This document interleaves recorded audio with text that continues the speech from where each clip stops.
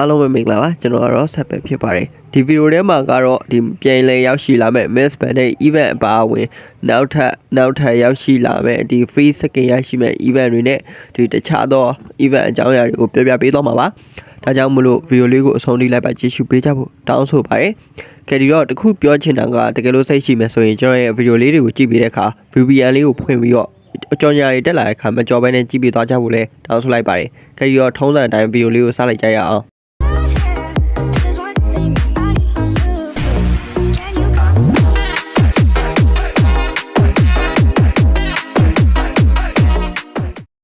ကဲဒီတော့ပထမဆုံးတစ်ခုအနေနဲ့ပြောရမယ်ဆိုတော့လာမယ့်29ရက်နေ့မှာရရှိလာမယ့်ဒီ All-Star event မှာ free ရရှိမဲ့ Power Coup ISK ကိုရဖို့အတွက် test တွေလုပ်တာမှာဖြစ်ပါတယ်ဒါကတော့သူရဲ့ mini game လေးတွေကိုဆော့ရမှာပါဒီ mini game တွေကတော့အရင်နှစ်တုန်းကလာခဲ့တဲ့အတိုင်းပဲ mini game လေးတွေဆော့ရမှာဖြစ်ပါတယ်လက်ရှိမှာတော့ Hayabusa skin နဲ့အစားထိုးပြပေးထားပါတယ်သူ့တော့အခုပြထားပြီးရဲ့လက်မှတ်1000ပြည့်ရဲ့အခါကျရင်အဲ့ဒီ skin နဲ့ပေါ့နော် Power Coup ISK နဲ့လဲလို့ရမှာနောက်ခုအနေနဲ့ပြောကြားပေးရမှာကတော့ဒါကတော့ Hanzo ရဲ့ collector skin event အကြောင်းပဲဖြစ်ပါတယ်ဒီ Hanzo ရဲ့ collector skin event ဟာဆိုရင်တော့ဖြစ်လာမယ့်ဇူလိုင်လ3ရက်နေ့မှာရောက်ရှိလာမှာဖြစ်ပါတယ်ဒီ Hanzo player နဲ့ကတော့တကယ်သဘောကျလောက်တယ်ဒီ collector event ပုံစံကတော့အခုလိုပုံစံမျိုးပါပဲဒီမှာတော့ Hanzo ရဲ့ skin နေရာမှာ Gucci ရဲ့ skin ကိုအစားထိုးပြထားပြီးတယ်နောက်ပြီးတော့ set နဲ့ Kaja တို့ရဲ့ lucky box skin တွေကလည်းပါဝင်လာမှာဖြစ်ပါတယ်ဒါကတော့သူ့ရဲ့ဒီ draw လဲတဲ့ပုံစံပဲဖြစ်ပါတယ် animation ပုံစံပေါ့နော်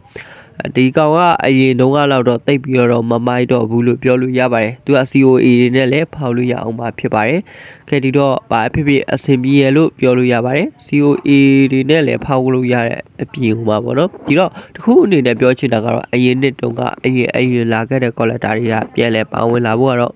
ပြန်လဲရောက်ရှိလာဖို့ကတော့မလွယ်ကူတော့တဲ့အနေအထားတစ်ခုဖြစ်သွားခဲ့ပါတယ်ဘာဖြစ်လဲဆိုတော့အခုမှ lucky box skin နေနဲ့ဒီလိုမျိုး skin တွေကတွဲပြီးတော့ပါလာတာဖြစ်တဲ့အတွက်ကြောင့်ပါကဲဒီတော့ draw လဲလို့ skin ပေါက်တဲ့အနေအထားကတော့လက်ရှိမှာ Cushion collector skin အစားထိုးပြထားပေးတာကိုပေါက်တော့ဒီရှိသားဆိုတော့ရှိပြီးသားဆိုတော့ဒါဇက်ရဲ့ lucky ပေါက်နဲ့ပြထားပေးရပါတော့ကဲနောက်ခုအနေနဲ့ဒါ shuffle ဒီ shuffle လို့ပဲခေါ်မလား shuffle လို့ပဲခေါ်မလားပေါ့နော်အဲ့ draw event မှာ shuffle event လို့ပဲခေါ်လိုက်မယ်အဲ့ event မှာတော့ lucky box skin တွေအထီကိုepic ပေါ့နော် epic ဒါမှမဟုတ် lucky box skin တွေအထီကိုပေါက်နိုင်ပါတယ်ဒီကောင်ကတော့ဒါရှေ့မှာတော့ကဒီ skin claim ရတဲ့ပုံစံအတိုင်းပဲကိုက test တွေလုပ်မယ်တုံးကန်တွေနဲ့ပေါ့နော်တုံးကန်တွေရမယ်အဲ့တုံးကန်တွေကနေမှတစ်ဆင့်တစ်မျိုး skin တွေလဲရမယ်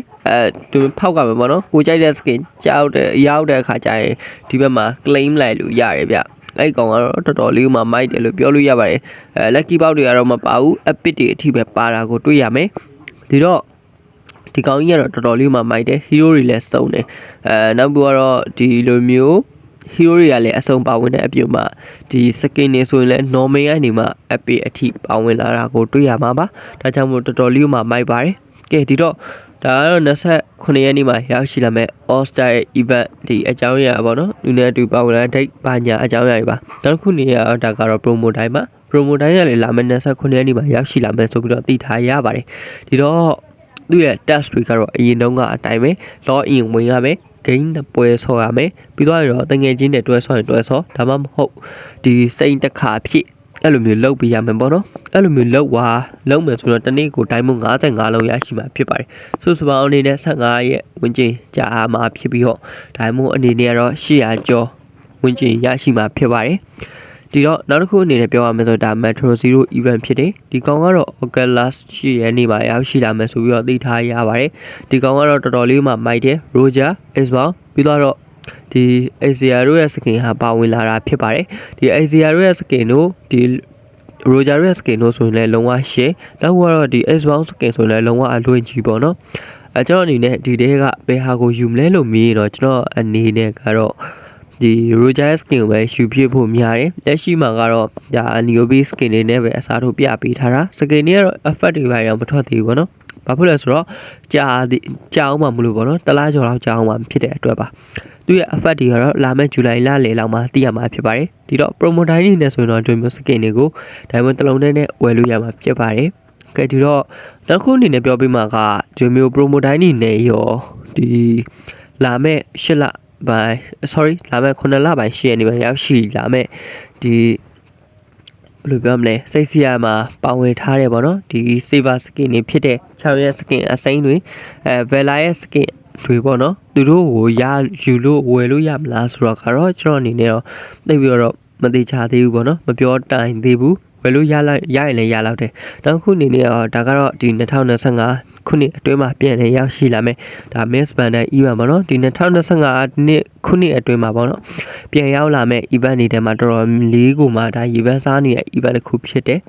နောက်ခုအနေနဲ့ကတော့ဒါဒီ2025ခုနှစ်အတွင်းမှာပဲဒီ Kung Fu Panda တို့ရဲ့ skin ကလည်းပြန်ရောက်လာမှာဒီ Kung Fu Panda ရဲ့ skin ကတော့9လပိုင်း10လပိုင်းလောက်မှပြန်ရောက်လာနိုင်တယ်ဒီကောင်ကတော့ဒီဇင်ဘာလလောက်မှပဲရောက်ရှိလာဖို့များတယ်ပေါ့နော်ဒီအခုပြထားပေးတဲ့ဒီ Miss Bandai event ကိုပြောတာပါဒီဇင်ဘာမဟုတ်ရင်တော့17လပိုင်းအတွင်းမှာပြန်လည်ရောက်ရှိလာပါလိမ့်မယ်ခေဒီတော့ဒီအရင်လာခဲ့တော့ကလည်းသူကဒီဒီဇင်ဘာလောက်မှာပဲရောက်ရှိလာခဲ့တာဖြစ်ပါတယ်ဒါကြောင့်မလို့သူကဒီဇင်ဘာလောက်မှာပြန်လည်ရောက်ရှိလာဖို့ရခိုင်တော့များပါတယ်ဒီတစ်နှစ်မှာကတော့ဒီစကင်ပေါ့နော်ဒါစကင်တော့မဟုတ်ဘူးဒီတခြားသော effect လေးတွေလည်းပါဝင်လာမယ်ဆိုပြီးတော့သိထားရပါတယ်